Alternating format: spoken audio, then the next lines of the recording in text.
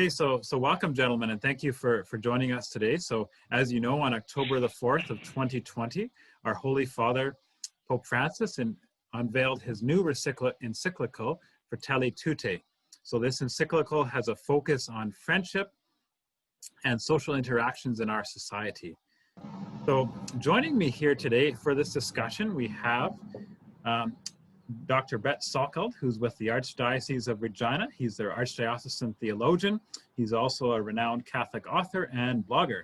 So also we are privileged to have with us today two members from Catholic Conscience, who is a partner organization of the Diocese of Saskatoon. And we have Matthew Marquardt, who's the president and co-founder, as well as Brendan Stevens, who's the current executive director. So welcome, gentlemen, and thanks for joining us here today. So the first question that I have for you is to look at an overall oversight. So what struck you most about this particular chapter, chapter 5, talking about a better kind of politics? I would say, to me, the whole paper, in particular chapter 5, speaks very strongly about a need for a very broad and respectful conversation amongst all voices. I think, yeah. You know, go ahead, Brett. Well, yeah, that struck me that the inclusion of many or all voices was a big theme. So I was just going to agree with that.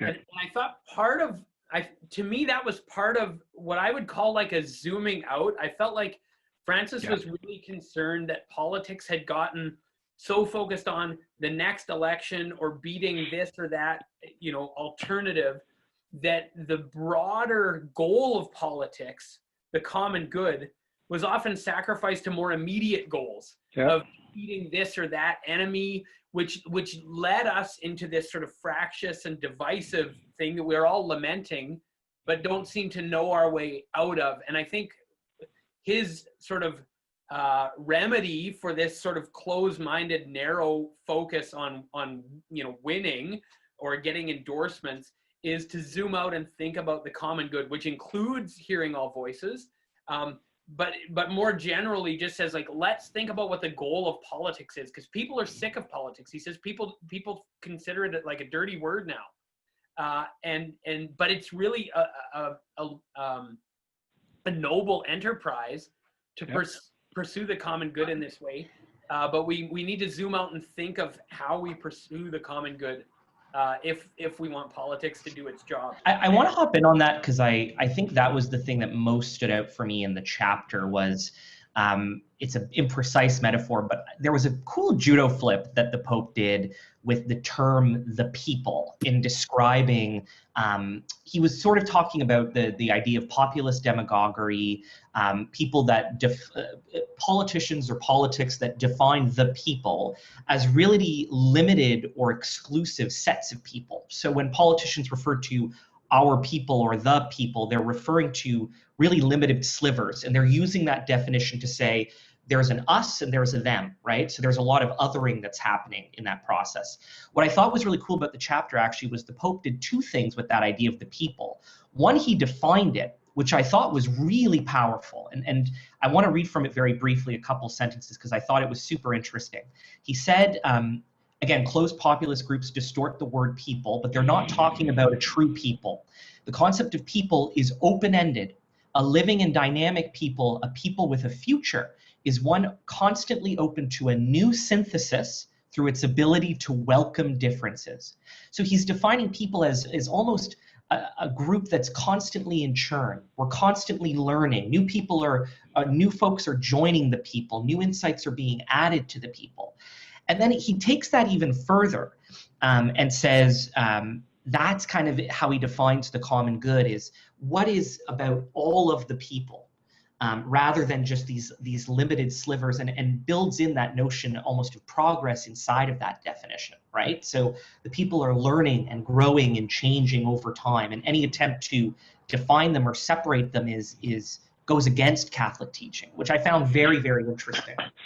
Yeah, and I think that where that kind of leaves us in Canada right now is, for a lot of historical reasons, like right now, due to advances in commerce, international communications, and just the ability to travel, we have voices in Canada now that were not present when this country was founded. You know, the founding documents, the founding drives were not always explicit in this country, but they always had an implicit basis in Christianity. You know, the English and the French certainly did not get along, but they both looked to Christ. And with so many new voices come in that aren't necessarily in that page, and with other voices drifting away due to commercialism, this new atheism, and frankly, politicians pointing us apart and telling us to fear one another, I think we've lost our touch with that implicit Christianity. And I think that we first need to come together and discuss what common ground there is, you know, the kind of common humanity, grounds of humanity, the humane things like that are in the Charter of Rights and Freedoms, which are really, really they're fundamentally Christian, because Christianity is the right answer, but people have lost track of the whole thing. And I think we need to come together, get our feet back on that solid ground, and start a new conversation so that we can begin to move forward. Thank you. Those are some very powerful insights, especially looking at that short-sightedness that perhaps we've gone too far in that direction in our current Canadian context, at least. And yes, the way he talks about the people as they're not a logical category in themselves that different groups can exploit for their own partisan or political gain. Right. So this moving forward, I'm going to be a little bit more specific here in focusing in on the aspect of charity. So building upon the insights of his predecessor, Pope Francis both maintains and further develops the application of charity by uniting its definition with both the abstract and the institutional. So while naming that global society is suffering from grave structural deficiencies that cannot be resolved by piecemeal or quick fixes, he says in paragraph 179, love overflows with small gestures of mutual care is also civic and political, as is the macro relationships that are social and economic as well as political, hence establishing that subsidiarity and solidarity are inseparable. So my question to you is, why is it important for Catholics to understand that charity requires both of those dimensions? So both those small gestures of love, and as his predecessor, Pope Benedict XVI, declared, working to secure the common good of another. I think, if I don't mind, I'll jump in again. I think it goes to the whole point of our life is to find our own way back to God. We're all born into this life separated from God, and we're given different levels of gifts and strengths, and our purpose is to find our way back. So some people do not have the strengths that we have. Some people, you know, just are unfortunate. They run into bad circumstances and they need a helping hand from time to time. So the solidarity aspect is that when they have fallen behind for whatever reason, it affects us too, and we have to reach out and help them back. But once we've done that, our goal in that is to set them on their own feet, get them running themselves so that they can continue on their way to God and not carry them there ourselves unless, you know, that's absolutely necessary. The whole point is to encourage and enable them to make that path themselves. And that's, so you get a blend of, yeah, we have to help each other, but, you know, they even warn in the compendium about the creation of the welfare state by doing too much for people. You know, we have to help them help themselves. Yeah, and oh, go ahead, Brett. Oh, yeah. I mean, one of the things that struck me about this is this sort of the macro and the micro, right? Catholic social teaching talks about subsidiarity and solidarity. Solidarity is maybe easier to understand in terms of the macro, right? We want to have solidarity with all of humanity, and particularly with those who are struggling for whatever reason. But it's hard to actually pursue holiness and really help people only in the theoretical and abstract. You actually have to encounter people in your life. And so subsidiarity says we have to engage the problem. The closer you are to the problem, the better you're able to see what's actually needed.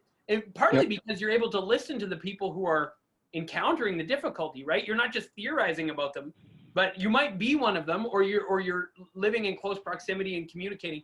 And so we need to both focus on, like, we can't say, oh, I don't need to do anything particular with my neighbor, with my family, whatever, as long as I vote the right way and have the right political ideology.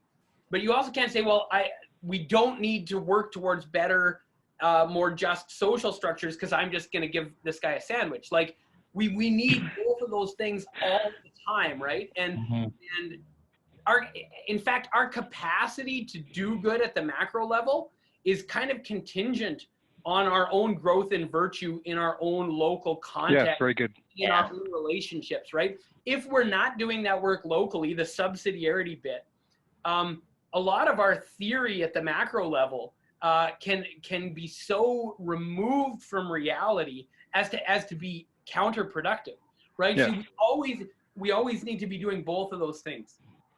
Yeah, I mean, for me, I think the understanding of that balance between subsidiarity and solidarity actually comes back to the human dignity of the person, which I would say has both an active and a passive component. So passive, by which I mean we, the three of us, let's say, Myron, let's use Myron as an example, his dignity as a child of God, right? He has an imbued dignity as a child of God, and the three of us have an obligation towards him as a result. But that human dignity is also active, by which I mean Myron also needs to have the space and the ability to go back to God on his own and to seek God on his own, right? And so there is that active component in it.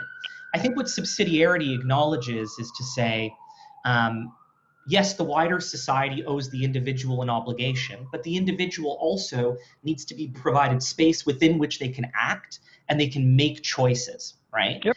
And subsidiarity empowers that. If we had a society where all of the most important decisions or actions were made by higher level organizations, so let's use politics, whether that's the federal government or the provincial government, and there was no space for local associations or for civil society or for families to make consequential, meaningful, moral choices on their own, people would be hindered in their ability to return to God and to grow in virtue. And I love the way you put it, Brett, because I think that captures it so well, that there is a certain degree of a synergy that results, right? The people themselves grow in virtue, which improves the quality of that macro, that higher level of governance or organization. And it reverses the same way as well. That higher level, that macro level, gives lots of space for people at lower levels to take action, to make decisions, to figure out their own moral choices, right? And so there's a healthy sort of cycle that's produced as a result of that. Can I just, there's one little phrase I just want to tweak a little. We said on their own, and I wonder if we might tweak that, because in a certain sense, like salvation and going to God is never on your own. It's always, right.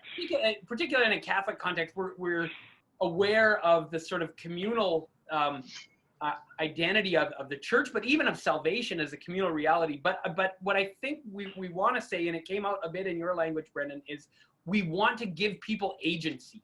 Yes. And that's right. Once the macro starts to take away the agency of people, that's a recipe for disaster. But the macro needs to encourage people in their own agency, right? It should free people to be good. If we want to think of it in terms of freedom, we're responsible for our own choices for good or evil, but there's no denying that circumstances make it easier or harder to be good.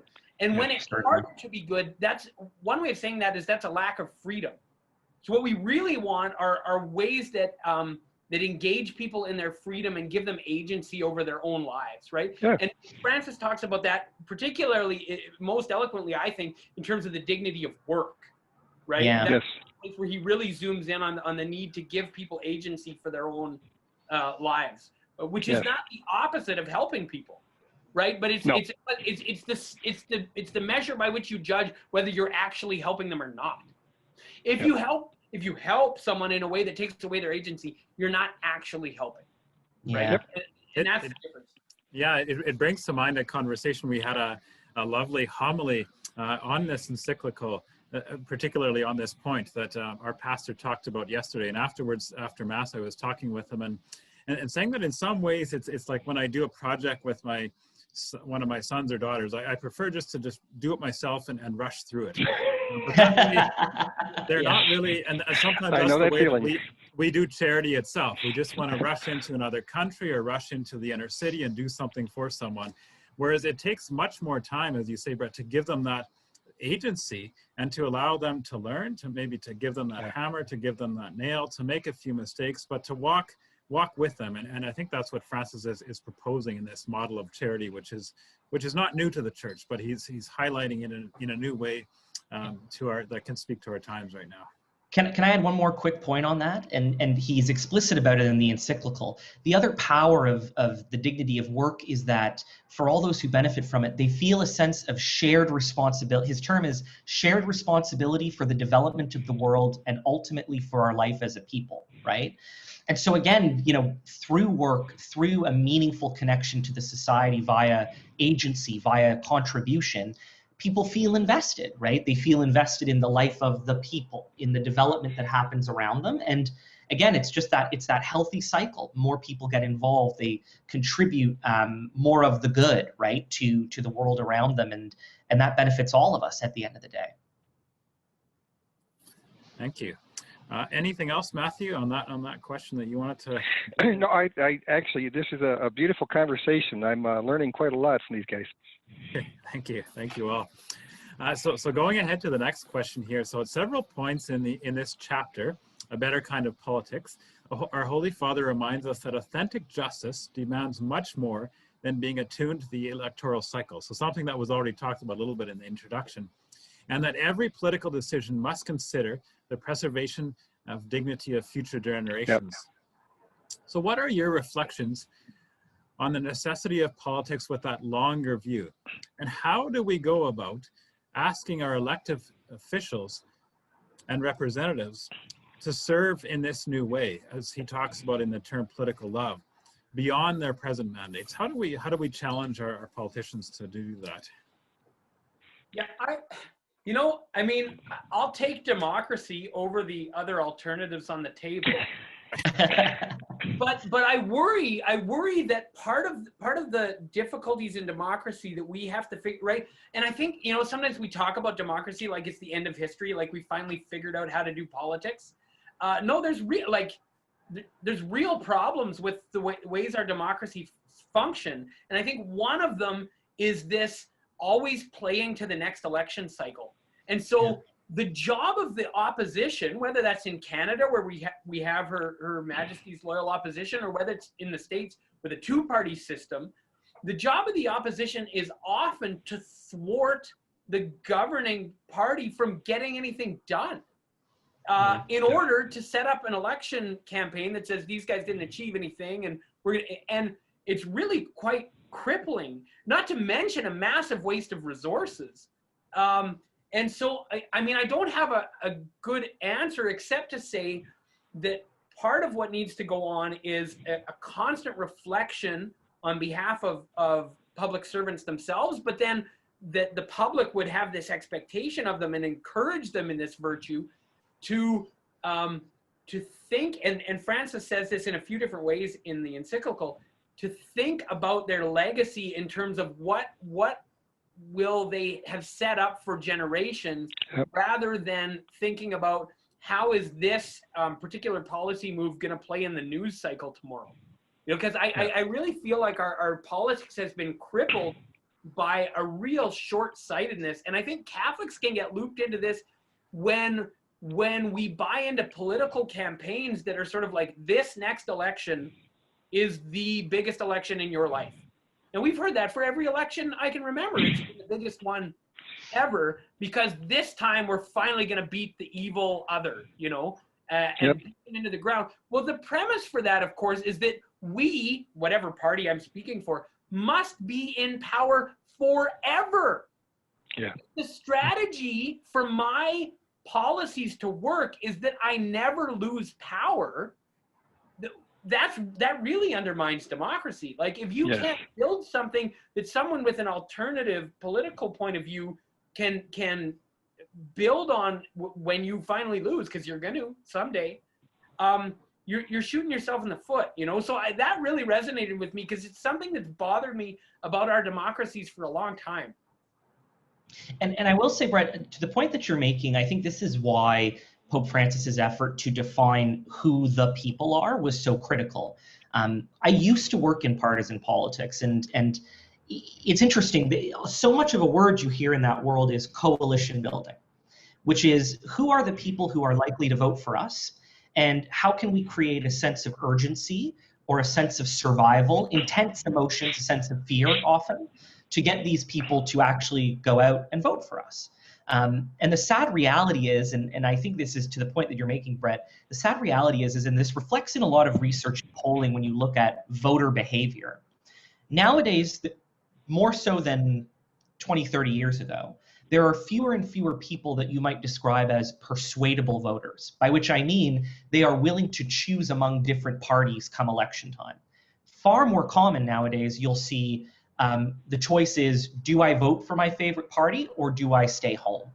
And if you think about the ways that that affects the incentives of politics, it incentivizes political parties to play to their base, right? And energize their base and motivate their base in the hopes that those people will come out and vote for them. But the challenge is, one of the ways that they incentivize and motivate a base of voters is by saying the other guys are crazy and the other guys are going to cause, wanton destruction, to the point that you're making, Brett. So I think one of the challenges we have to overcome as a polity and in democratic politics is that very idea that we are a series of camps in opposition to one another. And I think that the challenge that the Pope has given us in this encyclical is, how do we actually think of politics as a collaborative exercise? So is the role of the political party necessarily to oppose what the other political parties are doing? Or is there a model where the political party is actually a vehicle of, diplomacy isn't the right word, but of learning from other parties, or for learning from the people, or growing and evolving, or being willing to change based on new information or new truths that emerge in a consultative process with people, right? And I think that's the challenge that's been given to us in this encyclical, is how do we reimagine politics as a realm of social friendship, right? Where we truly are brothers and sisters all. And I would say that it's actually pretty easy to fix if we choose to do it. Because going back to your point, Brett, democracy is a scary thing, but any democracy will work if the people are engaged and informed. And no form of democracy will work if the people are not. So we have to be involved. We have to be engaged. We have to pay attention to what really matters. If everybody in Saskatchewan goes out next Monday and votes for people that they think will, sit down respectfully with the people across the aisle, talk with them about ways to go together to build projects that, okay, even if we lose power next time, we know that you'll basically carry on. There'll probably be some refinements, but the same basic programs will go to get on because we thought about it together. If everybody does that and then follows up with their elected representatives, and you do that in one election, 2 elections, 3 elections, we can shift the whole thing that way. But it's, the whole point of democracies is all up to us. We have to pay attention. We have to teach our children that these things matter. We have to show that it really matters. And we have to vote for people that will make it happen. We have to stay engaged with them. Right. And part of that is not just voting at the polls. Everything you do these days is a vote. When you get up in the morning, you turn your computer on, every keystroke you make is a vote. Every keystroke is watched. What the news reports you look at, they're tracking that, and they're going to feed you more of that, because if it's got an advertisement associated with it, they will make money off it. They're going to follow you every keystroke. You have to inform yourselves responsibly by looking at the things that matter. Christ talked about, the eye is the lamp of the soul. And so we need to be careful of what we're looking at, and we have to support these things. And when you buy things, if you buy the cheapest T-shirt you can possibly get because it's the cheapest T-shirt, you're going to end up with people that don't have meaningful jobs, and you're going to put people out. You probably end up with child employment in some part of the world that doesn't care. When you buy, you have to buy responsibly. When you consume news, you have to consume responsibly. You have to stay engaged, and you have to vote for people that you think will do this, and then encourage them to do it. Right. Thank you for pointing out so many truths around that particular question, and that as you're saying, Matthew, really every action that we have as Catholics really has I think it was Benedict XVI who put it, there's a moral responsibility to every political act. So that takes part in every part of our life. And when you were sharing these points, I was just thinking about how in my own, I've talked to different political candidates from time to time of different stripes, and sometimes they ask if I'm going to be voting for them, and my response in the last 5 years has been, I don't really know what you're for. I know what you're against. Saying what you're against, and sometimes when I ask them that in question, they're put off. They're not used to being asked about. So the current Catholic Conscience campaign in Saskatchewan for this election, in the video series, which will be released shortly, does kind of set that bar a little bit higher, and that we're not going to be sparring with one another, but kind of working towards that common good as brothers and sisters to Christ. So there's also that modeling responsibility that goes beyond who we vote for and how we vote. And can I offer a piece of sort of concrete, practical advice? Like in Saskatchewan, we're going into election, and it goes to, I think, Brendan's point about rallying the base, right? One of the problems is if a party doesn't know that your vote is in play, they can dismiss you if they're the other party, or they can take you for granted. And so when someone comes to your door, if you don't know what they stand for, or if you're unlikely to vote for them, right? Someone came to our door from a party I had never voted for before, and I'm not super likely to vote for them this time. But I want to have a conversation about policy with that person, and maybe they really impress me and they win my vote. But at the very least, I've let them know that there's something they can do. So we had a conversation about a policy. I said, I kind of like these elements of the policy, but I worry about these unintended consequences that the policy might have. What do you think about that? And whether they get my vote or not, the policy might be improved by that engagement. And they are motivated to improve it because I'm an interested person. But if I say, you know what, I disagree with you on this central issue and I've never voted for your party and I'm not going to vote for you now, well, then they say, well, I guess I won't waste my time, you know? And so, like, also, that's with the party I might not vote for, but with the party I am going to vote for, keep their feet to the fire too. Don't let them take you for granted. Say, like, I'm voting for you because of this, but I'll tell you what, you're this close to losing my vote if you don't smarten up on this or that or the other thing, right? Like, don't let them just walk with your vote. We feed that cycle of polarization where all they need to do is rally the base. If we become part of that base and less engaged, to go to Matthew's point, and less engaged with what do my actions mean, what does my news consumption mean, what does my thinking about this or that issue mean, don't take yourself out of the game. Yeah, I want to jump in on that, Brett. I was just Brendan. Lots of excitement. I just to reiterate that point, Brett.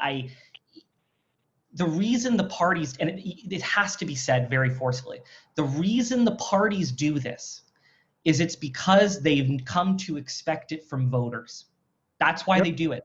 The parties in that way are remarkably responsive organizations, right? Because they want to win elections. That's what most parties go into this thing doing. They want to win elections. So they do the things that they think get them votes, right? And so one of the things that we always have an issue with at Catholic Conscience is lots of parties release their party platforms very, very late in the day during elections. In the 2019 federal election, we got platforms from the two major parties like a week before election day. They're doing that because they don't expect voters care about platforms, right? And so to reiterate your point, Brett, everything we do as voters is building the incentives that these parties respond to, right? And so if we ask questions of our MLAs or our members of parliament, it starts to shift the incentives. If we engage with them in between elections, that starts to shift the incentives. Many, many years ago, I was a constituency assistant for a local member of parliament, and it would amaze people. You know, one of the most powerful things you can do with a local politician is to send them a letter about something that you care about. Because if a politician gets 20, 30 letters or emails on the same issue, they will go to the leader of their party, who could be, you know, the prime minister of the country or the premier of a province, whatever the case may be, and they will say, hey, I'm hearing a lot about this thing. I think we should reflect on this or change something or do something about this, right? And so it's not always transparent, the power an individual citizen's voice can have, but it is extraordinarily powerful if it's well exercised. And can I just add briefly that it's important to have these conversations like Brett was suggesting, even without an expectation that you're going to make a difference right this minute in this person's life for this next policy in the next week. I think we've all had experiences. You do not know the power of the conversation you have with somebody right then at that moment, the next day, the next week, 10 years from now. Small conversations, small statements stick with people, and they sometimes shift their course a bit, and maybe that shifts another person's course. The word is very, very powerful, and don't pin your hopes on turning the whole world around with one conversation, but don't entirely dismiss the point or the possibility that you might. Thank you. And there seems to be some very good points that have been brought up here. So let's keep this section going here, perhaps with another new question here on conversation as to why would you, we've talked a little bit about the divisiveness and subsidiarity, doing things at a local level. Why would it be important for Catholic voters to engage with those of different political or partisan viewpoints? And or why would that perhaps even be a responsibility that we all hold? The first thing that comes to mind is that instructing the ignorant is a spiritual work of mercy.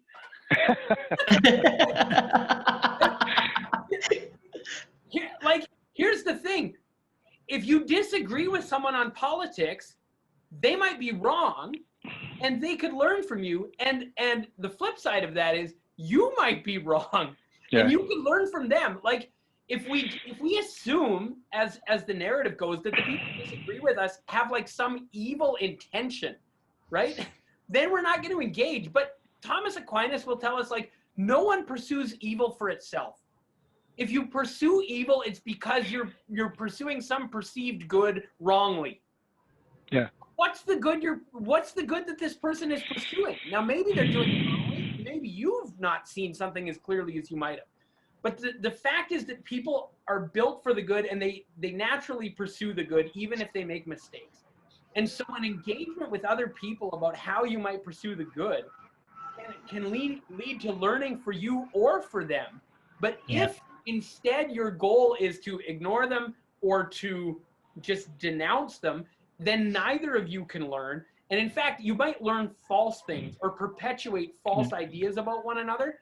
And then we're gonna get less and less capable of achieving real political solutions, because politics that imagines that we'll get everything done correctly when everyone agrees with me will never happen, right? Mm-hmm. If you can't figure out how to work towards some common ends with people you disagree with, then try form a dictatorship. Like, but that's the end result, Brett. That's the end result of that line of thinking. If you think that only you control and have the right, and that everyone else will A, don't agree with you, but B, will never agree with you, the logical conclusion you reach is often, violent means to political ends, right? It's so the very idea is anti-democratic, right? Like, we require that notion of encounter and relationship by nature for a democracy to work and to make sense. And I would just add that another aspect of this is that it's important to talk about these things because most people, including most Catholics, don't know that the Catholic Church is even concerned with these things. And we find that talking about these things with people, like Brett suggests, educates them, and they become aware that the Catholic Church is not just this weird mystic place with doors closed and strange rituals, but actually a treasury of centuries, millennia of thoughtful people thinking about what's really good, writing it down, sharing it, developing it, and it's a great deal of beauty that we can share with people. The thing that always drives me in this work, the number one phrase you always hear when people talk about Catholic social teaching, we've all heard it: the Church's best kept secret. It drives me crazy, and the reason it drives me crazy is exactly to Matt's point, that I think, and Pope Francis actually talks about it in the encyclical, in talking about political charity as the highest form of charity. I mean, it's a huge statement. Political charity is the highest form of charity because it's aimed at the common good, right? So Catholic social teaching in that sense is an enormous charitable contribution to the world that we live in, because it's our contribution of saying, based on all the insights that we know from the truth that we understand about Christ and God and the nature of human existence, here's how we think society should be organized in a way that respects the full and authentic development of people. And so I just think it's a huge contribution of the church to political life, to public life, to secular life in that sense. And it needs to be a bigger part of our evangelization, because I think more and more this is true, especially of a modern audience. Folks view politics as a primary field for the enactment of justice, right? And we see that in a lot of our political debates. And Brett, you described it perfectly. Even people pursuing evil think that they're pursuing the good, right? And so I think this is a big, important space for evangelization in the future, is political evangelization. I would add, Catholic social teaching is actually like immensely appealing to people when they hear it. I have a colleague in the States who's done a lot of work on this, and his interest is sort of the breakdown of the political dichotomy between left and right in the States, and what he calls a kind of a purple voter, right? So you have the red and the blue in the States, and he says there's sociological data to show that there's a massive percentage of, like 30 to 40% of Americans would identify with a political platform that he calls purple, that is basically a Catholic social teaching platform that takes elements that some of them are present in the Republican Party and others present in the Democratic Party. And we've been trained to imagine that these two things are impossible, that they can't coexist. And so we have to pick and choose the elements of Catholic social teaching that fit with our political notions. And he's saying, for example, the number of independents in the United States is higher than it's ever been because people are sick of what the two parties have to offer. And he says the data shows that there's a huge percentage of the population that is interested in a platform that would be basically a Catholic social teaching platform. But the problem is, to get anything like that off the ground, you need massive resources in terms of money and human resources and whatever else, right? But just to go to some of your point, like, we have a gift that's like, people want to hear it. When people, non-Catholics, hear Catholic social teaching, they're like, wow, that's really thoughtful. Yeah, that might solve some of these problems that have really been bothering me about our society. You know, I think with the recent Catholic Conscience campaign here in Saskatchewan for the provincial election, some of us have experienced that in talking to the political leaders of these various parties, some of whom have even been brought to tears, but all of whom I've talked to on the phone or on Zoom have said these are some of the best questions I've heard in my political career. Where do these come from? So it's almost like these people are just finding out this beauty themselves of Catholic social teaching. So it's a wonderful thing, and unfortunately, so many people have. I mean, we need to have that personal aspect and then the social aspect of our faith life, as the Church reminds us. So it's an integral part of who we are as Christians. Yep. So this is a wonderful conversation here, but unfortunately one that we're going to have to break up here shortly. So one final question. So as we go to the polls here, October the 26th in Saskatchewan, and some people will have voted in advance polls prior to that. And as most people across the province also go to the polls once again, November 9th for their municipal elections. So what insights have you gleaned from the encyclical, and particularly what kind of hope can you offer people in terms of when they go to the polls, how they might discern how to vote and not be overwhelmed perhaps by all the cynicism that's out there around politics in our society? I mean, it's interesting. Like, this encyclical doesn't really delve into a lot of issues that would be front and center for voters in Saskatchewan in terms of, policy questions and that sort of thing. But I think one thing that stands out for me is the nobility of the participation in the political process. That, like, we have an opportunity to participate in building up the common good, and that is a noble and charitable thing to do. We in some sense have some control of our destiny, but also we have agency in our political sphere, and so to encourage both engagement as voting, but then engagement in other ways we've talked about, engagement in talking to people about things that matter to you, engagement in what you read and share on social media, like all those kinds of things can make a real difference And so I found it hopeful in that sense. And I also would add, and I don't know how explicit he is about this, but a local provincial election, you know, sometimes we get the sense, and we're going to have city elections, we're going to have school board elections, all that kind of stuff. We often feel like the one that really matters is the federal election, right? And in so many ways, the things that make a difference in people's lives are decided at local levels. And when we despair of political division and ineffectiveness at the national level, and we despair of politics, one thing that subsidiarity teaches Catholics is, like, run for city council.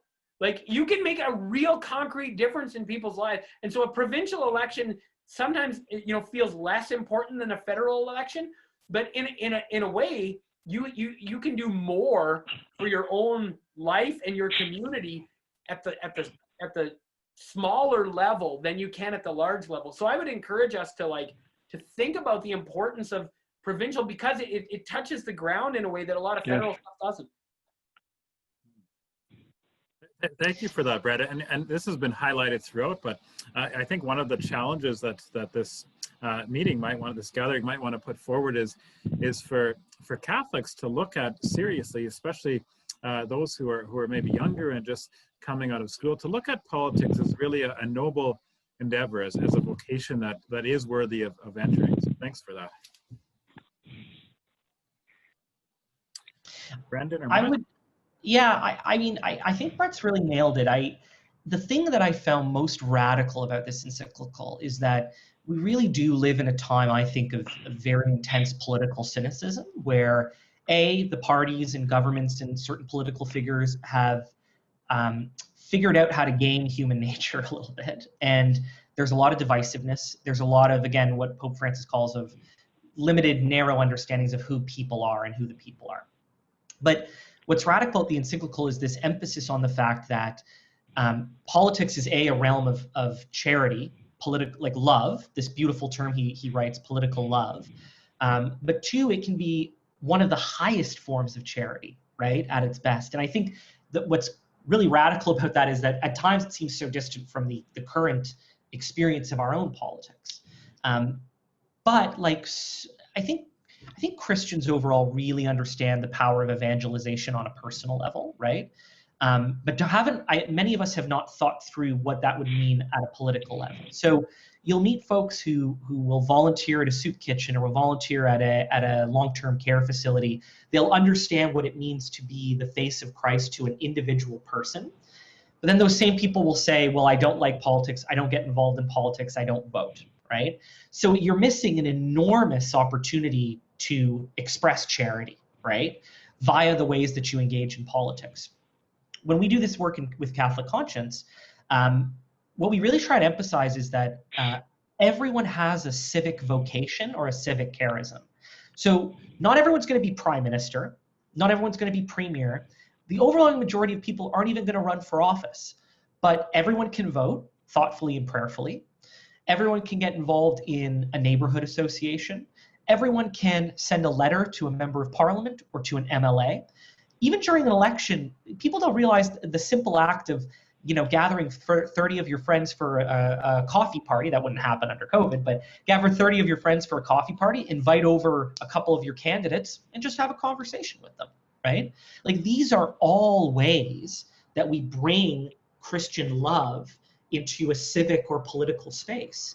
And again, I'll go back to what we talked about earlier. Like, the reason it's so critical is because when well enacted, that political vocation can bring love in a way that is just incomparably powerful. I mean, think of all the achievements that have been made in terms of the dignity of work, the dignity of life, the quality of life, whether it's affordable housing or universal healthcare or you name it, right? Like, all of these were political achievements with charitable outcomes.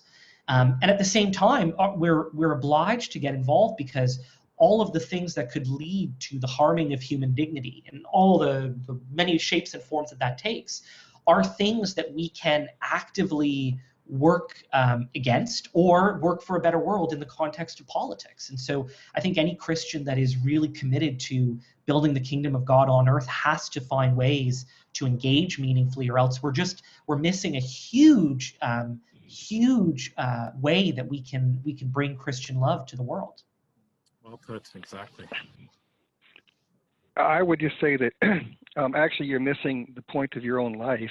One of the things the Pope points out and is true always in this life is that the world is almost certainly never going to be perfect.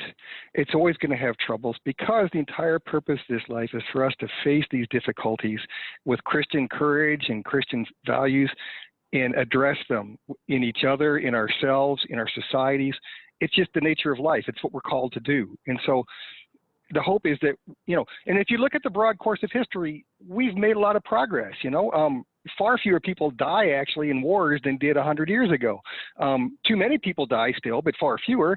And it's safe to walk down streets for the most part. We've made all kinds of progress with humanity.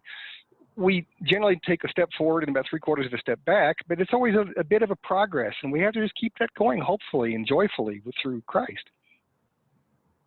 Okay. Well, thank you all of you for these rich insights today in drawing out that politics itself can be a form of evangelization that can call us to personal conversion. So I hope that this conversation can continue, and I ask all the viewers out there to look on the website for Catholic Conscience, and whether they're in Saskatchewan or other areas in Canada that may be going to the polls shortly, to really have a look and to discern your vote carefully. So thank you once again, gentlemen, and have a great day.